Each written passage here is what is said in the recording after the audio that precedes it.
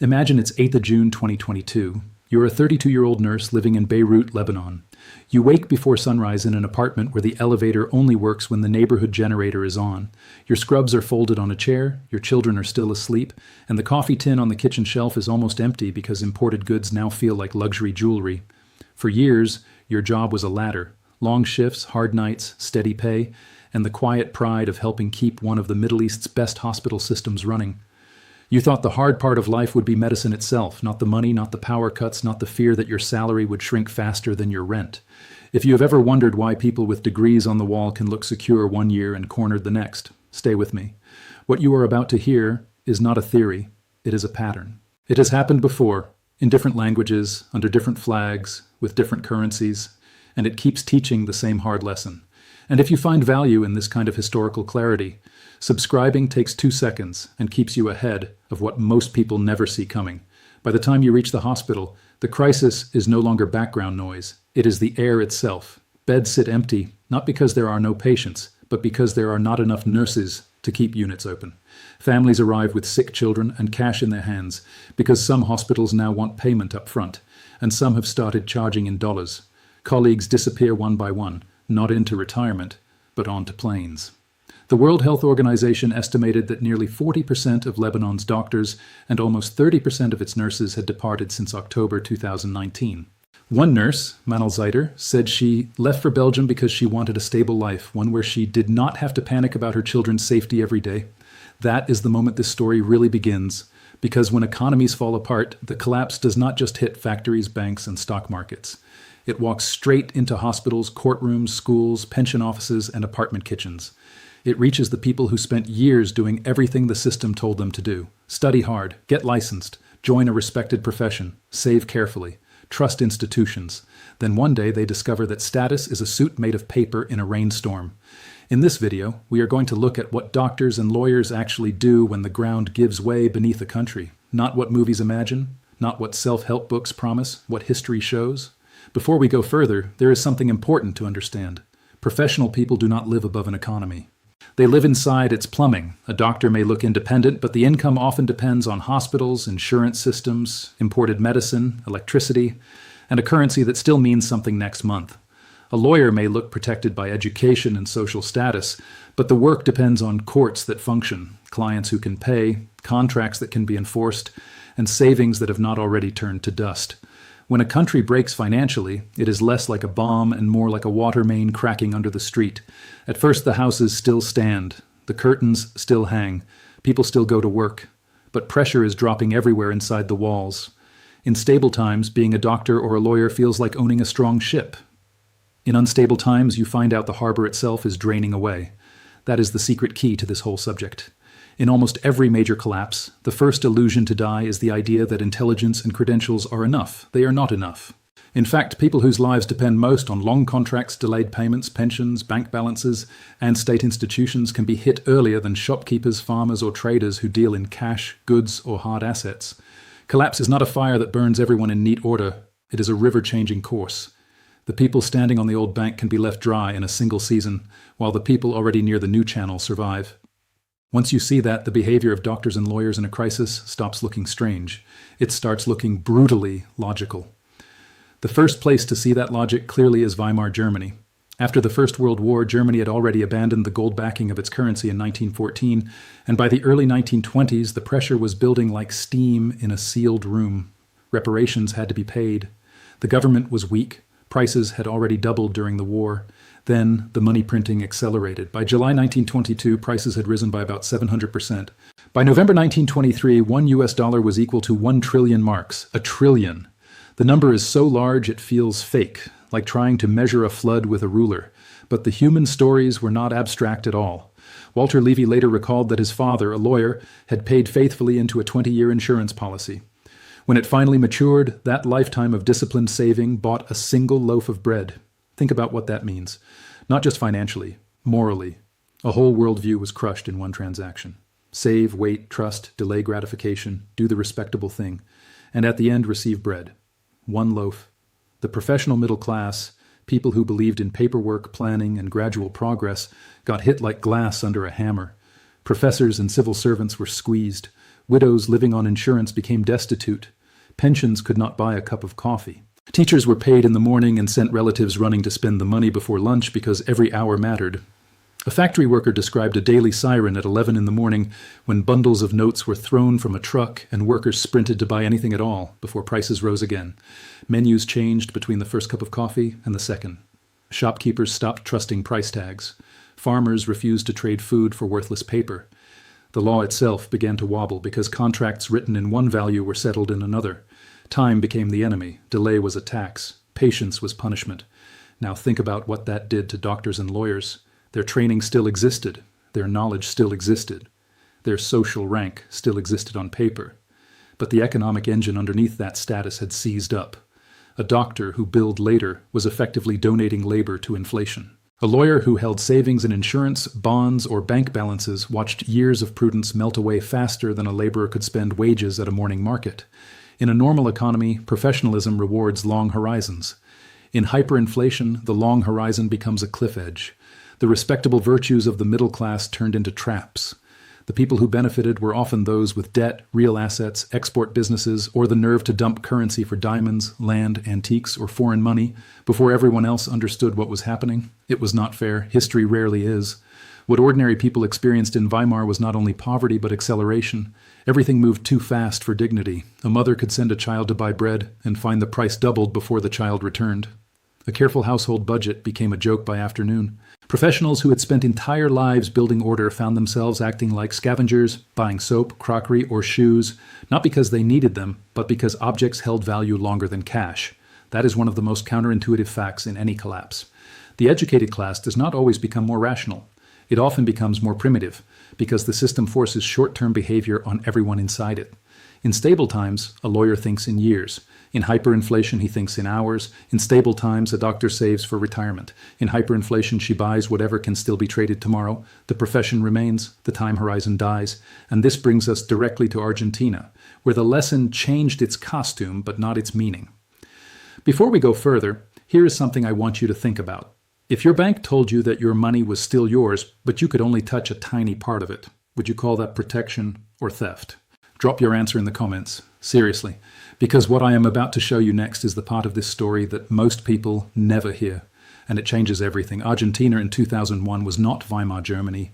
Prices were not moving every hour. People were not carrying banknotes in wheelbarrows. The country had spent the 1990s being praised for reform. Inflation had been tamed. Foreign investors had arrived.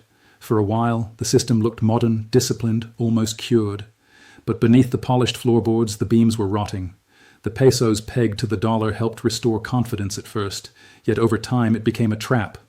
Argentina could not print dollars, so when confidence faded and capital fled, the country was left defending an increasingly impossible promise. By 2001, unemployment had surged beyond 20%.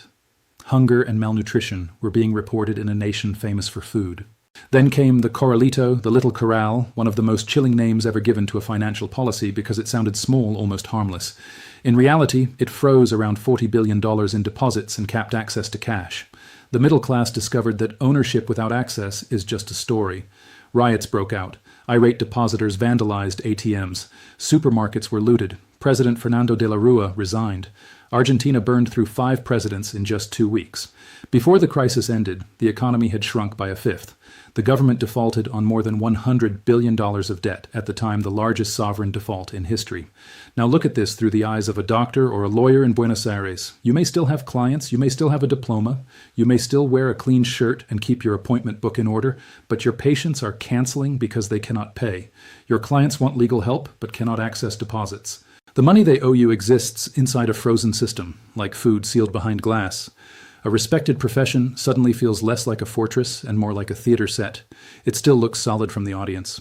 The moment you lean on it, your hand goes through. And what did people do? They adapted downward first, then outward. Some Argentines turned to barter networks, trading goods and services when money no longer worked as a reliable bridge. Others took cash out whenever they could and kept savings at home because the memory of the banking system had been poisoned. Thousands of young, educated Argentines emigrated to Europe, often to the ancestral countries of grandparents, because a passport became more valuable than a resume.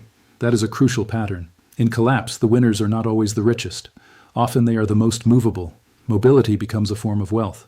A second citizenship, a foreign degree, an aunt abroad, a network outside the broken machine, these can matter more than status inside it. There is another hard truth inside the Argentine case. People often imagine economic collapse as something that crushes only the poor first and the professionals later. Argentina showed something more complicated.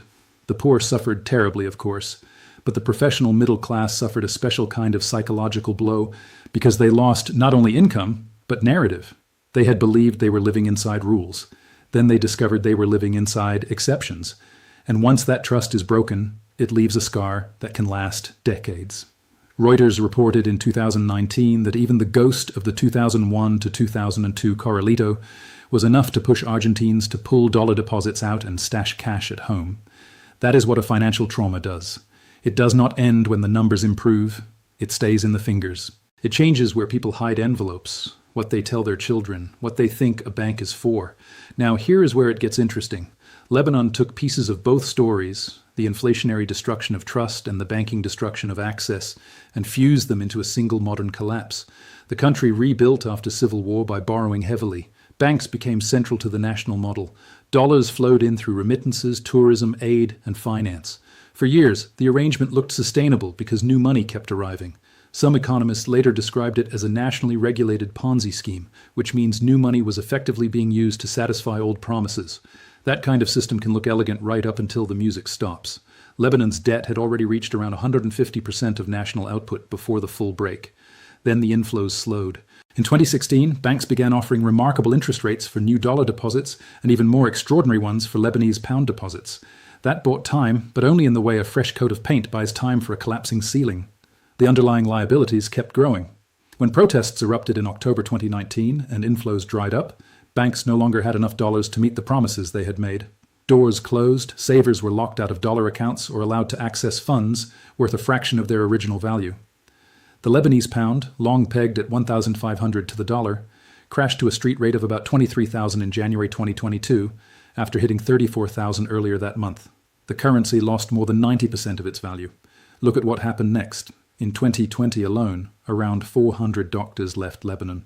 By early 2022, officials said about 40% of medical staff had already left during the crisis, roughly 2,000 nurses and 1,000 doctors. The health ministry's budget, once worth about $300 million in dollar terms, had fallen to the equivalent of about $20 million. Private hospitals, once 80% of the system, lost specialists and shut some departments. Cancer care, heart care, pediatrics, bone disease treatment, all of it started to fray.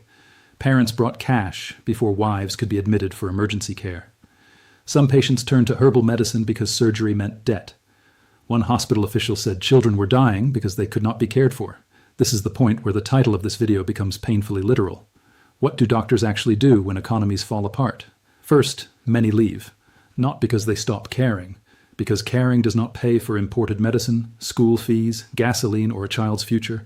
Lebanon's doctors were not fleeing medicine, they were fleeing arithmetic. If your salary loses most of its value and your hospital lacks equipment, your profession becomes a hostage inside a broken state. And what about lawyers? The Lebanese legal system gave us one of the clearest answers in recent history. In November 2021, 3 senior judges resigned over political interference and the collapse in the value of their pay. One of them, Rola Husseini, called it a wake-up call about everything going wrong as the country fell apart. By August 2022, Reuters reported that the average public servant's monthly salary had dropped from around $1,000 to barely $50. Judges were joining protests. Around 350 judges would not show up for hearings. Faisal Maki of the Judges Club said it plainly. The judges are hungry. Hungry. Few sentences tell you more about a state in breakdown than that one. Law without functioning courts is like surgery without electricity. The instruments still exist, the ritual still exists, but the life has gone out of the room. Lebanon also revealed something counterintuitive. Many people assume the most educated workers stay longest because they are most invested. In reality, they are often the most mobile. Lebanon's only reliable export, as Reuters put it, was human capital, which means the skill and knowledge of its people. So the country began exporting exactly the people it could least afford to lose. The health system weakened because doctors left. The courts weakened because judges could not live on their salaries. The state became a machine that consumed its own wiring. And Lebanon showed one more thing that is easy to miss from a distance. The damage did not fall only on the poor neighborhoods or the visibly desperate. It reached the people who had homes, titles, university posts, and carefully planned futures. Reuters reported that one 2022 rescue plan would make depositors cover more than half of a $69 billion financial gap, with some deposits losing 75% of their value and others losing 40%. Smaller depositors were promised dollars back, but over 15 years. Think about what that means for a surgeon saving for retirement, or a lawyer who spent decades building a practice, or a family that thought of bank deposits as the safe part of life. In a collapse, the safest drawer in the house can turn out to be the one with no lock on it at all. Most people will never know what you now know. Most people will keep trusting systems they do not understand. If you are still here, you are not most people. Hit subscribe. Because the next section is the part this channel was made for, the part they never put in textbooks. Now observe what all of these cases have in common. The same mechanism. Different countries, different decades, same result. In Germany, the currency died. In Argentina, access to deposits died. In Lebanon, both the currency and the banking promise broke at once. But underneath those differences, the pattern is the same. A state makes promises larger than the real productive capacity beneath them. Those promises are carried by paper claims, bank balances, pensions, insurance policies, salaries, and contracts. Then confidence cracks. Sometimes the government prints money, sometimes it freezes money. Sometimes it defends an illusion until the illusion snaps. But in every version, the burden does not vanish. It is pushed somewhere, usually onto ordinary people, very often onto the middle class, and especially onto professionals whose lives depend on delayed payment and institutional trust. That is why collapse so often feels unfair in a strangely specific way. It does not merely punish waste, it punishes reliance. The people who did what stable societies tell them to do, save, insure, trust the bank, join the pension system, build a career inside institutions, are often the ones who discover that the bridge was made of painted cardboard. Meanwhile, people with hard assets, foreign currency, outside income, relatives abroad, export earnings, or simple distrust often survive better. Not because they are nobler, because they are standing closer to reality. Collapse is an X-ray. It shows what was load-bearing and what was decoration. Once you see that, the behavior of doctors and lawyers during crises stops being mysterious. They do three things again and again. They try to preserve earning power. They try to preserve savings. They try to preserve optionality, which means the freedom to leave, switch systems, or say no. If the local currency is dying, they seek payment in something else. If the courts or hospitals are failing, they move private, move abroad, or move informal. If institutions stop honoring paper claims, they start trusting what can be touched, moved, or used elsewhere. It is not ideology, it is survival translated into professional life. And this is where history gets uncomfortable because the human cost is not evenly shared. In Greece, when banks shut in June 2015 and capital controls were imposed, cash withdrawals were limited to 60 euros a day. The system had not turned into hyperinflation. The currency had not disappeared. Yet for ordinary people, the sensation was immediate. Lines formed at ATMs. Billions had already been pulled from bank accounts. Fuel stations saw queues. Tourists were told to carry extra cash. At another point in the broader Greek crisis, unemployment reached 27%, and more than 60% of young workers were jobless. Tens of thousands protested. Reuters reported one march of at least 15,000 people that included pensioners, teachers, doctors, and lawyers. Not revolutionaries in caricature, professionals. People from the parts of society that are supposed to stabilize a country, not march through it in fear. Listen to the language that came out of Greece. A pensioner waiting in a queue for food handouts held bread, pasta, and eggs and said any other government would have at least given them a piece of bread. A civil servant said she was on the brink of going hungry.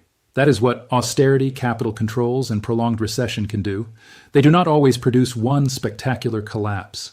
Sometimes they produce a slow dimming, a national brownout, where the lights stay on just enough for people to see how much they are losing. Then there is Zimbabwe, where the collapse was more explosive. In July 2008, Reuters reported annual inflation at 231 million%. Monthly inflation was over 2,600%. A loaf of bread that cost 500 Zimbabwe dollars on August 1st went for at least 7,000 not long after. People resorted to bartering goods. Many relied on relatives abroad, especially in South Africa, for supplies of maize, sugar, and cooking oil. That detail matters. In every crisis, remittances, money, or goods sent by relatives abroad behave like ropes dropped into a pit. They are not enough for everyone, but for those who have them, they can mean the difference between collapse and continuity. And then Venezuela, one of the clearest modern examples of how a professional class can split in two. By 2022, Reuters reported inflation at 222% and described a country where growing dollarization deepened the divide between private and state workers. At least 63% of private sector salaries were being paid in dollars, according to the Venezuelan Finance Observatory. Public sector workers, by contrast, were largely stuck in bolivars. Reuters said public employees earned the equivalent of about $30 to $100 a month. One 43-year-old nurse at a public hospital, Sayer Chacon, earned 250 bolivars a month, about $55, and said she did not earn enough to change the oil in her car. A retired teacher who had worked 19 years said her monthly pay had fallen to about $15 and was not enough for a kilo of cheese. A pensioner who had contributed 35 years to Social Security said he now sold candy in the Caracas subway and felt that he had once been middle class but now asked for alms to survive. That is the human cost. Not only hunger, not only shortage, downgrading. A doctor becomes a migrant, a judge becomes a striker, a teacher becomes a street vendor, a pensioner becomes a beggar. The social ladder does not simply shake, it folds. People who once lived by expertise start living by improvisation. And those who walk away fine, or at least less damaged, tend to have one of a few shields: foreign currency income, relatives abroad, assets outside the banking system, property that holds some value, or skills recognized in another country. The dividing line is not intelligence, it is exposure. There is also a social wound that numbers alone cannot show. When public hospitals lose staff, the poor wait longer and die younger, but the middle class also falls into a different trap. They start paying privately in harder currency for services that used to be covered, subsidized, or simply affordable. When judges and court workers stop showing up, the rich can delay and negotiate, while smaller people sit in legal limbo. When banks ration cash, large international firms find workarounds that households do not. Collapse is like a cracked mirror. Everyone sees the same break, but not everyone bleeds on the same edge. That is why these episodes so often hollow out the center of a society. The very people who pay taxes, keep records, staff clinics, run schools, and maintain legal order are drained away, demoralized, or turned inward. Current conditions in different parts of the world still rhyme with this pattern, even when they do not match it exactly. Heavy public debt, overvalued currencies, banking systems dependent on confidence, professionals seeking payment in hard currency, and rising brain drain are not prophecies by themselves. But history shows that when these signals gather in one place, the professional class starts quietly changing behavior long before headlines admit the depth of the problem. First comes the side income, then the account abroad, then the Plan B passport, then the one-way ticket. By the time the public sees the fire, many of the people closest to the wiring have already smelled smoke for months. The question is not whether this pattern will repeat. History has already answered that. The only question is whether you will see it before it sees you. If this channel helps you think differently about the world you live in, subscribe. It costs nothing, and it might change everything. So what did the survivors do differently? Not in theory, in the historical record. First, they kept their skills portable. A qualification that could cross a border was worth far more than prestige trapped inside a failing state. Lebanese doctors who had trained abroad could leave faster. Young Argentines with European ancestry used old family routes like emergency exits. Professionals in broken systems learned that a career is safest when it is legible in more than one country. Second, they distrusted paper promises earlier than everyone else. In Weimar Germany, people who moved marks into real goods, property, gold, or foreign currency before the stampede preserved far more than those who held insurance policies and cash. In Argentina, the memory of the Corralito taught people that a bank statement is not the same thing as money in hand. In Lebanon, those who had access to fresh dollars, real dollars outside the trapped banking system, lived in a different reality from those whose savings existed only as digits in frozen accounts. History does not reward cynicism in every season, but in collapse, healthy suspicion can function like a life raft. Third, survivors built parallel support systems. They had family networks, diaspora links, side incomes, rooms to rent, gardens to grow food, communities to barter with, or employers who paid in harder currency. In Zimbabwe, relatives abroad sent supplies. In Venezuela, the split between dollar-paid private workers and bolivar-paid public workers showed how even partial access to a different money can redraw a whole life. These people were not always richer at the start. They were more redundant. And redundancy, having more than one way to live, matters in crises the way spare oxygen matters underwater. There is a final, uncomfortable lesson here. The people who came through these periods were often willing to abandon old identities faster. They stopped asking, what should a doctor do? What should a lawyer do? What should a respectable person do? And started asking, what still works? That might mean emigrating. It might mean taking private cash work. It might mean changing countries, sectors, clients, or expectations. Collapse punishes rigidity. The oak looks noble until the storm. The reed survives because it bends. Now return to that apartment in Beirut, the dim hallway, the stalled elevator, the children still asleep, the scrubs on the chair. The nurse who thought the hardest part of her career would be blood, grief, and exhaustion learned that the harder part was watching a whole system ask for sacrifice after sacrifice while returning less and less in exchange. Her story rhymes with the lawyer's family in Weimar, Germany, whose insurance savings bought one loaf of bread. It rhymes with the Argentine professional who discovered a bank account could become a locked room. It rhymes with the Greek doctor standing in a protest march, the Zimbabwean family bartering for food, the Venezuelan nurse whose monthly wage could not cover basic maintenance on a car. What doctors and lawyers actually do when economies fall apart is, in one sense, simple. They stop behaving like symbols of stability and start behaving like human beings. They run calculations. They protect children. They seek harder money. They use networks. They leave if they can. They downgrade if they must. They discover that prestige cannot be eaten, framed certificates cannot pay import bills, and a profession built for peace can become strangely fragile in disorder. The deeper lesson is not that these people were foolish to trust institutions. Stable societies require trust. The deeper lesson is that institutions are strongest right before people assume they no longer need to be questioned. This is historical and educational analysis. It is not financial advice. Every individual situation is different. Please consult a qualified professional before making any financial decision. This video is not for everyone. Most people will dismiss it. But if one person in your life needs to hear this, share it with them. Not because it will change the world, because it might change their world. Subscribe for more, and I will see you in the next one.